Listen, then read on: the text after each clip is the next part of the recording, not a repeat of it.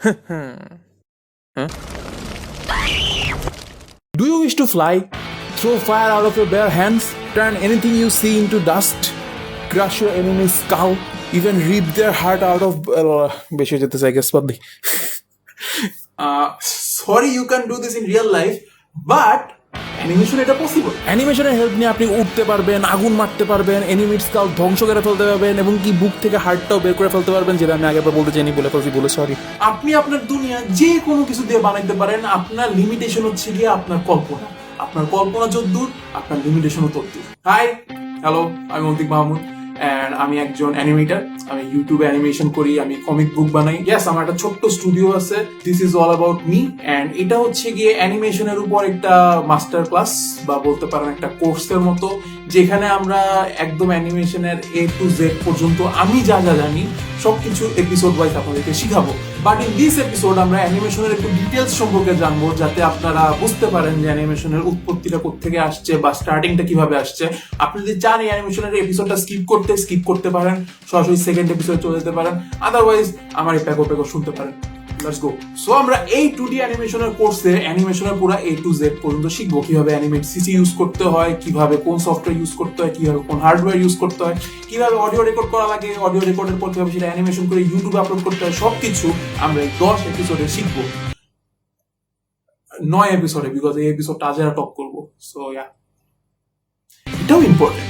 এই animation course করার জন্য বেসিক্যালি দুইটা রিকোয়ারমেন্ট আছে। সেটা হচ্ছে নাম্বার 1, মোটামুটি একটা বেসিক ড্রয়িং স্কিল, যেটা তাও নট নেসেসারি। আর সেকেন্ডটা হচ্ছে গিয়ে patience. I mean, trust me, অনেক পেশেন্স। অ্যানিমেশন বলতে বেসিক্যালি অনেকগুলো ছবি পরপর খুব ফাস্ট দেখানো হয়, যেটার কারণে মনে হয় যে একটা মুভমেন্টের ইলিউশন ক্রিয়েট হয়েছে। এটাই হচ্ছে গিয়ে বেসিক্যালি অ্যানিমেশন। ফার্স্ট অ্যানিমেশনের শুরু হয় বলতে গেলে 1700 সালে। আলাদা আলাদা কাগজ কেটে হাত পা বানায় ওটা নাড়ায় চাড়ায় দেখানো হয়, শ্যাডো পাপেট বলা হতো ওটাকে। তারও আগে যদি যাওয়া যায় তাহলে ইজিপ্টের দেয়ালে ছবিতে গেম স্প্রাইটের মতো অনেকগুলা সিকোয়েন্সিয়াল ছবি পাওয়া যেত। এরপর আসে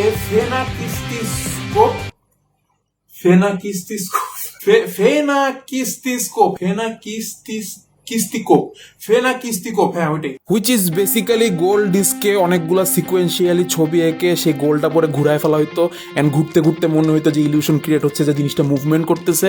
এরপর 1800 এর মাঝামাঝি আসে ফ্লিপবুক অ্যানিমেশন।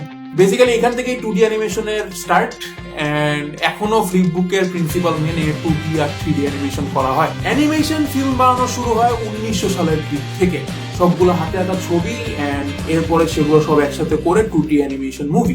1922-তে স্টিমবোট নামের ফার্স্ট মিকি মাউসের অডিও সহ অ্যানিমেশনের ক্লিপ বের হয়।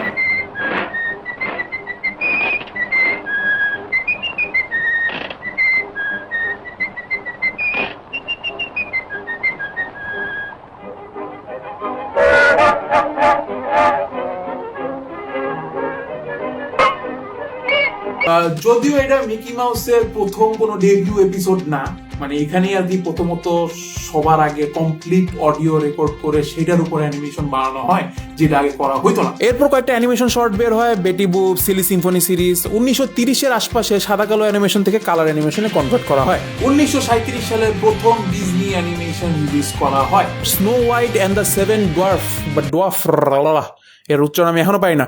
এরপর এক এক করে ডিজনি মুভি রিলিজ হতে থাকে। এই সময় অ্যানিমেশন যেভাবে করা হইতো তা হইতেছে গিয়ে, আগে একজন হাতে কাগজে অ্যানিমেশন করতো, এরপর সেটা ক্লিন আপ করার জন্য আরেকজন থাকতো যে সেলুলয়েডে লাইন আর্ট করতো। সেলুলয়েড হচ্ছে গিয়ে একটা প্লাস্টিকের পেপারের মধ্যে যদ্দূর আঁকা যেত তদ্দূর খালি দেখা যেত, বাদ বাকি পুরো ট্রান্সপারেন্ট ছিল। এরপর তার উপরে কালার করা হতো, আলাদা করে ব্যাকগ্রাউন্ড আঁকা হইতো। এরপর তার উপরে সেলুলয়েড গুলো প্রতি ফ্রেমের জন্য আলাদা আলাদা করে একটা করে ছবি উঠানো হতো আর ফিল্মের রিলে রাখা হতো। এখনো সেম প্রসিডিউর ইউজ করা হয়, বাট টু বি অনেস্ট পুরো জিনিসটা খালি ডিজিটাল হয়ে গেছে। আগে সেলুলয়েড পেপার ছিল, এখন সেটা লেয়ারে আঁকা হয়, এন্ড কালারটাও পুরো ডিজিটালি করা হয়। ইভেন 2D থেকে যখন কোনো কিছু 3D তে কনভার্ট করা হয় তখনও সেই প্রিন্সিপাল মানা হয়। কিন্তু এখানে হাতে আঁকার বদলে মডেল বানানো হয়, এন্ড ওগুলোর মুভমেন্ট থেকে অ্যানিমেশন করা হয়। অ্যানিমেশনের ক্ষেত্রে 12টা প্রিন্সিপাল রুল মানা হয়। এগুলো উইলিয়াম রিচার্ডের এক্সপিরিয়েন্স থেকে লেখা অ্যানিমেটর সার্ভাইভাল কিট বইয়ে লেখা হয়। উইলিয়াম রিচার্ড হু ফ্রেমড রজার র্যাবিট মুভিতে অ্যানিমেশনের কাজ করেন। আর এর আগেও উনি ডিফারেন্ট ডিজনি অ্যানিমেশন মুভিতে কাজ করে থাকেন, সেগুলো সম্পর্কে আমরা হয়তো পরের এপিসোডগুলোতে জানবো। বাট অ্যানিমেশনের কথা বললে আমার মাথায় সবার আগে যেটা আসে সেটা হচ্ছে গিয়ে অ্যানিমে। মাই হিরো একাডেমিয়া হোক, নারুতো হোক, আর মব সাইকো হোক, সবগুলাই কিন্তু 2D অ্যানিমেশন। ঘুরায় ফিরায় সবগুলোর প্রিন্সিপাল একই, অনেকগুলো ছবি আঁকো এবং সেগুলো পাশাপাশি বসায় দাও। কিন্তু ডিফারেন্সটা কোথায়? ডিফারেন্স হচ্ছে কি মানুষের মধ্যে। যত বেশি মানুষ সেখানে কাজ করে তত বেশি অ্যানিমেশনটা ক্লিন হয়, বিকজ মানে একটা ছবি 10 জনের জন্য আঁকা যতটা কষ্ট, একটা ছবি 100 জন মানুষের আঁকা ততটা কষ্ট হয় না, ততটা আরো ইজি হয়। জাপানিজ অ্যানিমে কিন্তু এভাবে শুরু হয়নি। শুরুর দিকে অ্যানিমেশন দেখলে মনে হবে সেগুলো কোনো বাচ্চার আঁকা। বাট যাই হোক, এই অ্যানিমে বলেন বা 2D অ্যানিমেশন বলেন, সবগুলোর বেসিক কিন্তু সেম। আমাদের এই কোর্সে আমরা বেসিক্যালি সেটাই শিখবো। আমরা আপনাকে পুরোপুরি প্রিন্সিপালটা শিখাই দিব ইউজিং অ্যানিমেট সিসি, এন্ড সেটার থ্রু আপনি পরবর্তীতে অ্যানিমে বানাইতে পারবেন, অর অ্যানিমেশন বানাইতে পারবেন, অর বাংলাদেশি মিনা কার্টুনের মতো অ্যানিমেশনও বানাইতে পারবেন।